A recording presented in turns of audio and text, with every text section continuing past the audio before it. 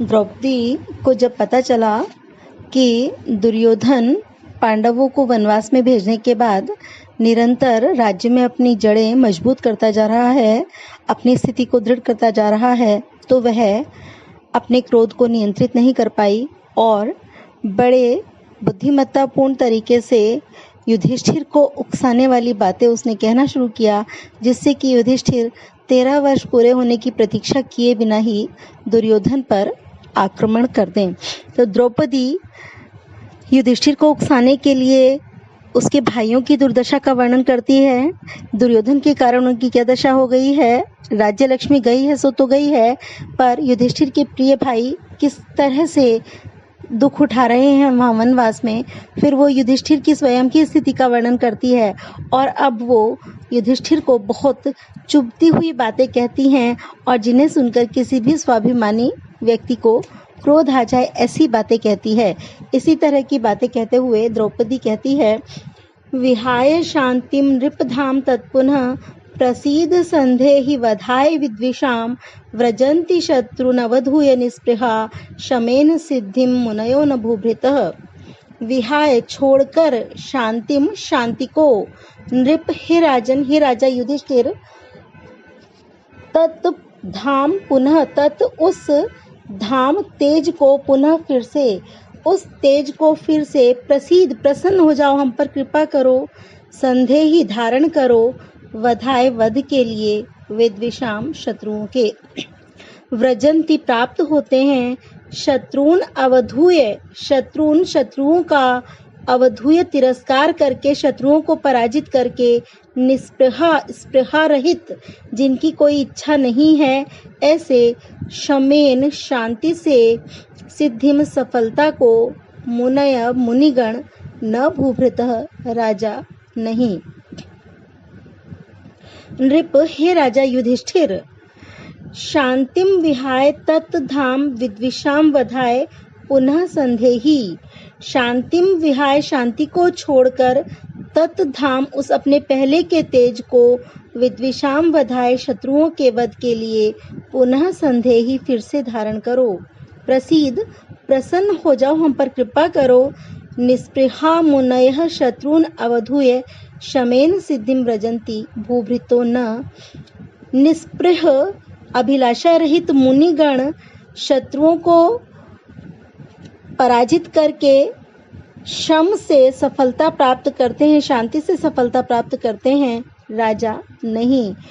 मुनिगण के लिए शत्रु उनके अंदर रहने वाले काम क्रोध आदि आंतरिक शत्रु हैं और वो शम की सहायता से, अपनी इंद्रियों का शमन करके शम की सहायता से अपने शत्रुओं पर विजय प्राप्त करते हैं और सिद्धि सफलता प्राप्त करते हैं। तो मुनिगण तो शम से सफलता प्राप्त करते हैं क्योंकि उनके शत्रु आंतरिक हैं, उनके अंदर रहने वाले काम क्रोध लोभ मोह इत्यादि हैं, लेकिन राजा लोग शम से सफलता प्राप्त नहीं कर सकते क्योंकि उनके शत्रु तो युद्ध में शस्त्रों के बल पर पराजित करने योग्य होते हैं। इसलिए वो प्रार्थना करती है कि प्रसन्न हो जाओ और इस शांति को छोड़कर, ये जो आप धैर्य धारण करके शांत बैठे हो, इसको छोड़कर अपने पहले वाले तेज को फिर से धारण करो। जब आप राजा हुआ करते थे, युधिष्ठिर भी महारथी है, वो कोई कायर नहीं है, बड़ा योद्धा है, तो वो कहती है कि अपने पहले तेज को फिर से धारण करो और दुर्योधन से बदला लो। तो हे राजन, शांति को छोड़कर उस तेज को शत्रुओं के वध के लिए फिर से धारण करो, प्रसन्न हो जाओ। निस्पृह मुनि लोग काम क्रोधाधिक शत्रुओं को पराजित करके शम के द्वारा सफलता प्राप्त कर सकते हैं, राजा लोग नहीं, उन्हें तो शत्रु से युद्ध करना ही पड़ता है। तो यहाँ पर नीचे की पंक्ति में, ऊपर वाली पंक्तियों में कही गई बात का समर्थन किया गया है, अर्थांतर न्यास अलंकार है। आगे फिर द्रौपदी कहती है युधिष्ठिर को उकसाने का प्रयास करते हुए, पुरस्सरा धामवताम यशोधना सुदुस्सहम प्राप्य निकारमीदृशम भवादृशाश्चेद अधिकुर्वते रतिम निराश्रया हंत हता मनस्विता। पुरस्सरा आगे आगे चलने वाले अग्रगण्य, धामवता धाम कहते हैं तेज को, धामवताम तेज को धारण करने वाले तेजस्वियों में यशोधना, यश को ही धन समझने वाले जो अपयश से भयभीत होते हैं, सुदुस्सहम, बड़ी कठिनाई से सहने योग्य, प्राप्त करके, निकारम ईदृशम, ईदृशम इस प्रकार के, निकारम तिरस्कार को, अपमान को, भवादृशः आपके जैसे, चेत यदि, अधिक कुर्वते धारण करते हैं, रतिम संतोष को, प्रेम को, निराश्रया आश्रयहीन होकर, हंत खेद है, दुख है, हता मारी गई, मनस्विता तेजस्विता, स्वाभिमानिता, धामवताम पुरस्सरा तेजस्वियों में अग्रगण्य, यशोधनः यश को ही धन समझने वाले, भवादृशः आपके जैसे महारथी लोग, आपके जैसे स्वाभिमानी लोग, ईदृशम सुदुस्सहम निकारम प्राप्य इस प्रकार के अत्यंत कठिनाई से सहने योग्य अपमान को प्राप्त करके, रतिम अधिक कुर्वते चेत यदि संतोष को धारण करते हैं तो हंत दुख की बात है, मनस्विता निराश्रया हता, मनस्विता स्वाभिमानिता या तेजस्विता निराश्रित होकर हता मारी गई, नष्ट हो गई। जब आप जैसे तेजस्वी और यश को ही धन समझने वाले, अपमान से डरने वाले राजा लोग इतना बड़ा अपमान सहन करके चुप बैठ जाते हैं, शांति को धारण कर लेते हैं, संतोष को धारण कर लेते हैं, फिर भला स्वाभिमानता के लिए कौन सा ठिकाना है, भला तेजस्विता कहाँ रहेगी? फिर तो उसके लिए समाप्ति ही एकमात्र ठिकाना है। और कहाँ जाकर रहे? आप जैसे तेजस्वी लोग, आप जैसे स्वाभिमानी लोग यदि स्वाभिमानिता को, तेजस्विता को आश्रय नहीं देंगे तो वो तो निराश्रित रह गई, फिर कहाँ रहेगी जाकर? फिर तो वो निश्चित रूप से नष्ट हो जाएगी। आप जैसे लोग ही यदि उसे आश्रय नहीं देंगे तो आपको अपने तेज की रक्षा करनी चाहिए, अपने स्वाभिमान की रक्षा करनी चाहिए। आपके लिए तो यश ही सबसे बड़ा धन है, तो आप अपने यश के नष्ट होने पर कैसे चुप होकर बैठे हैं? आपको प्रतिकार के लिए कोई न कोई उपाय करना चाहिए। तो पुरस्सरा धामवताम पुरस्सरा यशोधना भवादृशा ईदृशम सुदुस्सहम निकारम प्राप्य रतिम अधिकुर्वते चेत हंत मनस्विता निराश्रया हता। तेजस्वियों में अग्रगण्य, यश को ही धन समझने वाले आपके जैसे व्यक्ति यदि इस प्रकार के अत्यंत कठिनाई से सहने योग्य अपमान को प्राप्त करके संतोष धारण करेंगे तो खेद है कि तेजस्विता या स्वाभिमानिता निराश्रित होकर मारी गई। तो यहाँ पर भी अर्थांतर न्यास अलंकार है, और अर्थांतर न्यास अलंकार जहाँ होता है वहाँ सूक्ति होती है।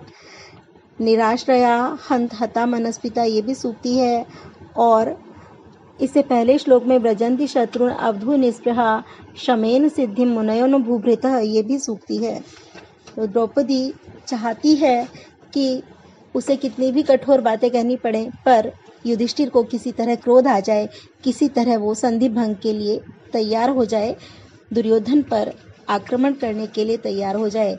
और अब वो स्पष्ट रूप से, बहुत कठोर रूप से कहती है, अथ क्षमामेव निरस्त विक्रमः चिराय पर्येषि सुखस्य साधनम विहाय लक्ष्मीपति लक्ष्म कार्मुकम जटाधरः संजुहुधि पावकम। अथ और यदि, क्षमाम एव क्षमा को ही, निरस्त विक्रमः निरस्त समाप्त हो गया है, विक्रम पराक्रम जिसका ऐसे आप चिराय लंबे समय तक पर्येषि समझते हो, सुखस्य साधनम सुख का साधन, तो विहाय त्याग कर, लक्ष्मीपति लक्ष्मीपति राजा के लक्ष्म चिन्ह, कार्मुकम धनुष को, राजाओं के चिन्ह धनुष को छोड़कर, जटाधरः जटाएं धारण करके, संजुहुधीः हवन करो, पावकम अग्नि में आहुतियां डालना प्रारंभ कर दो। तो अब वो कहती है कि यदि इतनी सारी बातें सुनकर भी, इतना अपमान सहकर भी आप में कोई उत्साह जागृत नहीं होता, आप में ऐसी इच्छा नहीं होती कि शत्रु से बदला लिया जाए, तो फिर ये आपने राजाओं के चिन्ह धनुष बाण को क्यों धारण कर रखा है? छोड़ो इसको, और जब तुम बिल्कुल निष्प्रह हो, सन्यासी हो, तो सन्यासियों की तरह जटाएं धारण करके हवन करना शुरू कर दो। तुम्हें क्षत्रिय नहीं होना चाहिए, तुम तो सन्यासियों की तरह हवन करने लग जाओ। अथ निरस्त विक्रमः चिराय क्षमामेव सुखस्य साधनम पर्येषि। यदि समाप्त हो चुके पराक्रम वाले आप लंबे समय तक क्षमाशीलता को ही, सहनशीलता को ही सुख का साधन समझते हो, तो लक्ष्मीपति लक्ष्म कार्मुकम विहाय जटाधर सन इह पावकम जुहुधि। राजाओं के चिन्ह धनुष को छोड़कर जटाएं धारण करके यहाँ वन में अग्नि में हवन करो। तो द्रौपदी ने स्पष्ट कह दिया कि यदि तुम युद्ध नहीं करना चाहते, यदि तुम्हें सब कुछ सहन ही करते जाना है, यदि तुम्हें क्षमाशील ही रहना है, यदि तुम्हें शांति की नीति ही प्रिय है, तो क्यों अपने आप को क्षत्रिय कहलाते हो? ये राजाओं का जो चिन्ह है धनुष, इसको क्यों धारण करते हो? भला क्यों अस्त्र शस्त्र धारण कर रखे हैं? तुम तो जटाएं धारण करके मुनियों की तरह से यहाँ वन में हवन करो, आराम से रहो, फिर तुम ये कहलाना छोड़ दो कि तुम क्षत्रिय हो। और वो क्या चाहती है? युधिष्ठिर को उकसा रही है, क्रोध दिलाना चाह रही, क्या चाहती है? अब बिल्कुल स्पष्ट शब्दों में वो कह देती है कि क्या चाहती है। न समय परिरक्षणम क्षमम ते तुम्हारे लिए, न समय परिरक्षणम क्षमम ते निकृति परेषु परेषु भूरि धाम्नः अरिषु ही विजयार्थिनः क्षितीशा विदधति सोपधि संधि दूषणानि। नहीं है समय परिरक्षणम, समय का, प्रतिज्ञा का, परिरक्षणम रक्षा करना, प्रतिज्ञा की रक्षा करना, क्षमम योग्य उचित, ते तुम्हारे लिए प्रतिज्ञा की रक्षा करना उचित नहीं है। निकृति परेषु अपमान करने में तत्पर, परेषु शत्रुओं के अपमान करने में तत्पर होने पर, भूरि धाम्नः अत्यंत तेजस्वी, शत्रुओं के अपमान करने में तत्पर होने पर अत्यंत तेजस्वी आपके लिए प्रतिज्ञा का पालन करना उचित नहीं है। अरिषु ही विजयार्थिनः ही, क्योंकि विजयार्थिनः क्षितीशा, विजय के अर्थी, विजय के इच्छुक, क्षितीशा राजा, विजय प्राप्त करने के इच्छुक राजा, अरिषु शत्रुओं के विषय में, विदधति कर देते हैं, सोपधि छल पूर्वक, संधि दूषणानि, संधि का दूषण, संधि को दूषित करना अर्थात संधि को भंग करना। क्योंकि विजय के इच्छुक राजा शत्रु के विषय में छल पूर्वक संधि भंग कर दिया करते हैं। ये तो राजनीति का हिस्सा है, इसमें कुछ अनुचित नहीं है, कोई दोष नहीं है। तो द्रौपदी स्पष्ट शब्दों में कहती है अपनी इच्छा, परेषु निकृति परेषु भूरि धाम्नः ते समय परिरक्षणम न क्षमम। शत्रुओं के अपमान करने में तत्पर होने पर अत्यंत तेजस्वी तुम्हारा प्रतिज्ञा का पालन करना उचित नहीं है। ही विजयार्थिनः क्षितीशा अरिषु सोपधि संधि दूषणानि विदधति। क्योंकि विजय प्राप्त करने के इच्छुक राजा शत्रुओं के विषय में छल पूर्वक संधि भंग कर दिया करते हैं। आवश्यक नहीं है कि संधि का पूर्णतः पालन किया ही जाए, जबकि दूसरे पक्ष की इच्छाएं, आकांक्षाएं, उनकी गतिविधियां संदिग्ध हैं, अनुकूल नहीं है, तो फिर राजा लोग जो संधि है उसको अवसर देखकर तोड़ भी दिया करते हैं। आवश्यकता नहीं है कि पूरा ही पालन किया जाए। तो आप पूरे 12 वर्ष वनवास में रहें, 1 वर्ष अज्ञातवास में रहें, पूरा इस संधि का पालन करें, ये बिल्कुल आवश्यक नहीं है। आप तो अभी उचित अवसर है, दुर्योधन पर अभी आक्रमण कर दीजिए। तो यहाँ निकृति परेषु, परेषु में परेषु 2 बार आया है। निकृति परेषु में जो परेषु है उसका अर्थ है तत्पर होने पर, और परेषु का अर्थ है शत्रुओं के, तो यमक अलंकार है। और अर्थांतर न्यास तो यहाँ पर है ही। नीचे की दोनों पंक्तियां सूक्ति हैं। फिर अंतिम श्लोक है इस सर्ग का। द्रौपदी कहती है, विधि समय नियोगा दीप्ति संहार जिम्मम शिथिल वसुम अगाधे मग्नम आपत पयोधौ रिपुतिमिरम उदस्य उदीयमानम दिनादौ दिन कृतमिव लक्ष्मी स्वाम समभ्येतु भूयः।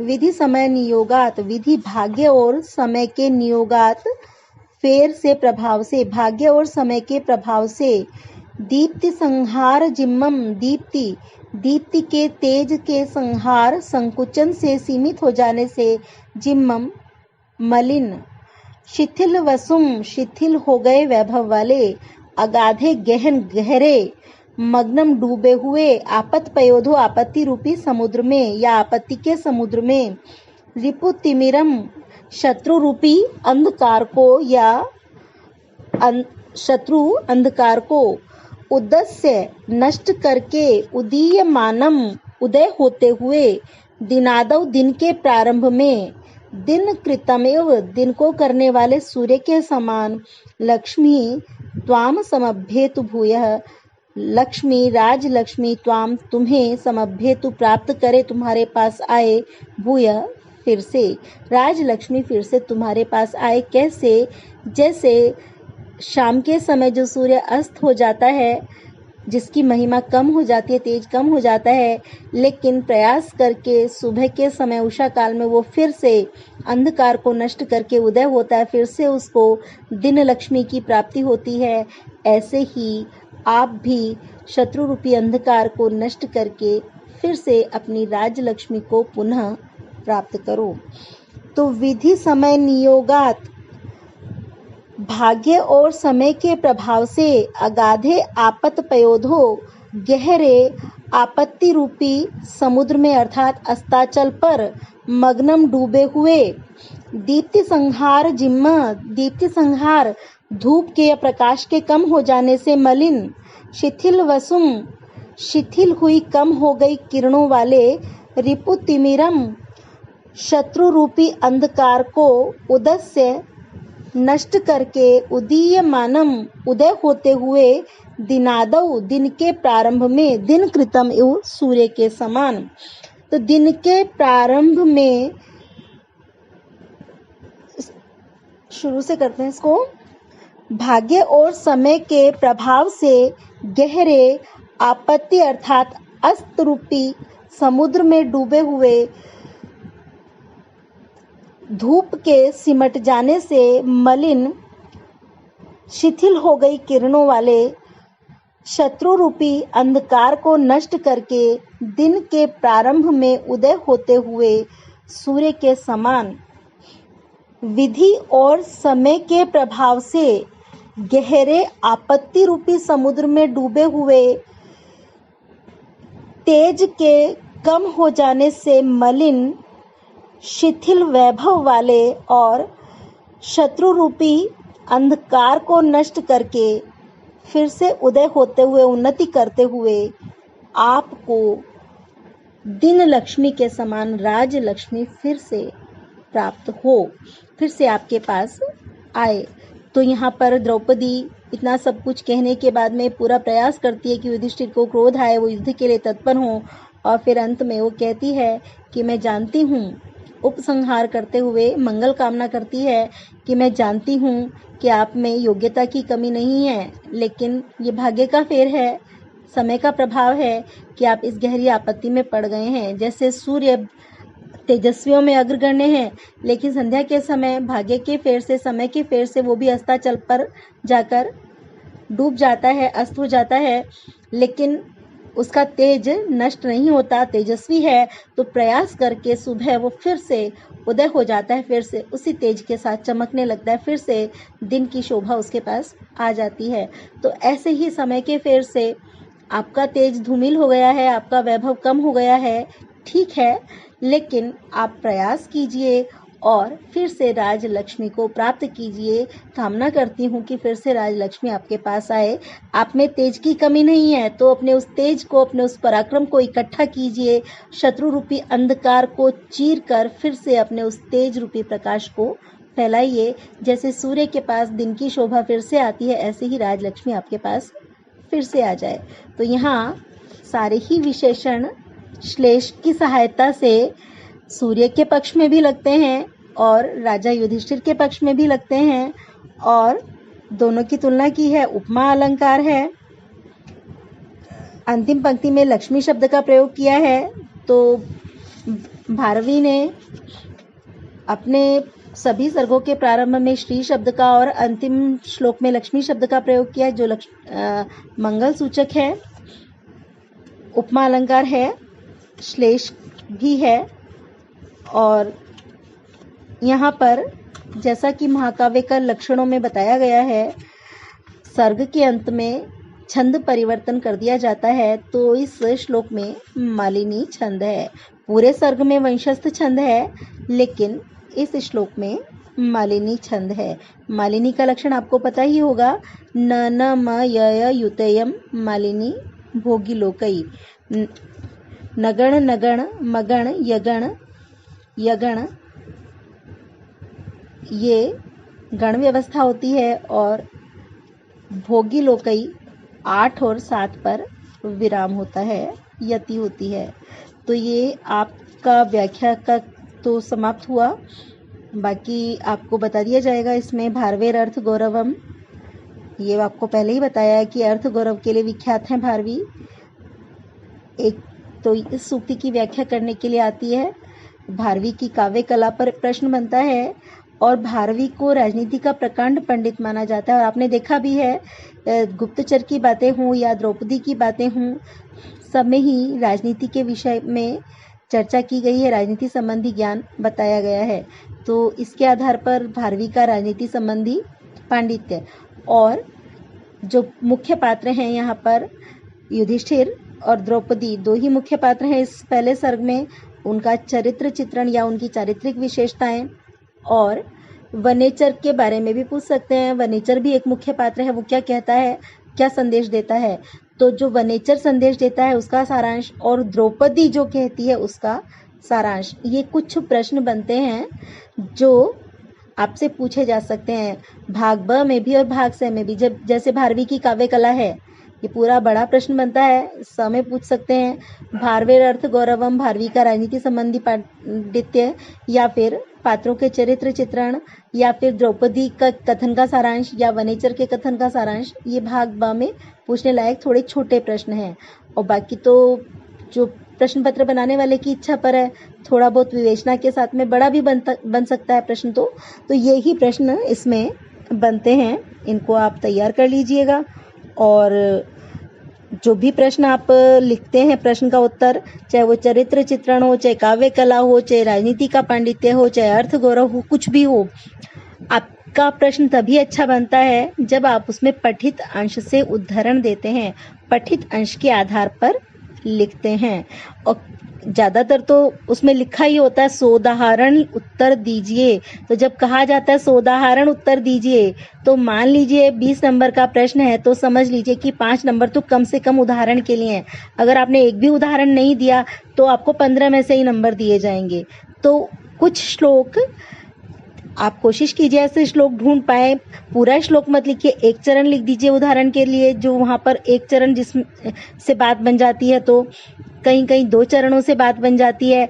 ऐसे कुछ श्लोक ढूंढिए जो 3-4 तरह के प्रश्नों में काम आ सकते हैं। मतलब जो द्रौपदी के चित्रण में भी काम आ जाएंगे, जो राजनीति के पांडित्य को बताने के लिए भी काम आ जाएंगे, भारवी की काव्य कला को बताने के लिए भी काम आ जाएंगे, भारवी के अर्थ गौरव को भी बताने के लिए काम आ जाएंगे। तो इस तरह के श्लोक मिल जाएंगे ढूंढने से। तो ऐसे कुछ 8-7 श्लोक याद रखिए, याद कीजिए, और अच्छा भी लगता है। भारवी के पहले सर्ग में आपने देख लिया, हर श्लोक में लगभग हर दूसरे तीसरे श्लोक में सूक्ति है। तो आपको कुछ संस्कृत के श्लोक याद होंगे, जब आप संस्कृत पढ़ रहे हैं, कुछ सूक्तियां याद होंगी।